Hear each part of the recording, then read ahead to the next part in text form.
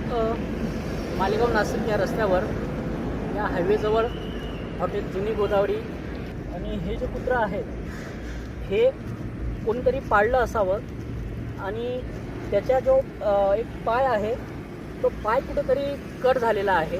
आणि असं असताना जवळपास एक 3 महिन्याच्या आसपास झाले असेल की हा ज्याच्याकडे पाळायला होता, ज्यांनी पाळलं असेल याला, त्याच्या कुटुंबाने म्हणा किंवा त्याच्या मालकाने म्हणा, त्याला इथं आणून सोडलेलं आहे.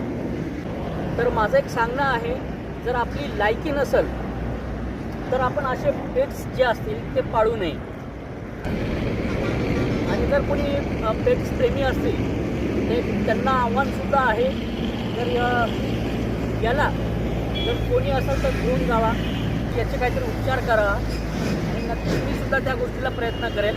ही एक माझी पण जबाबदारी आहे.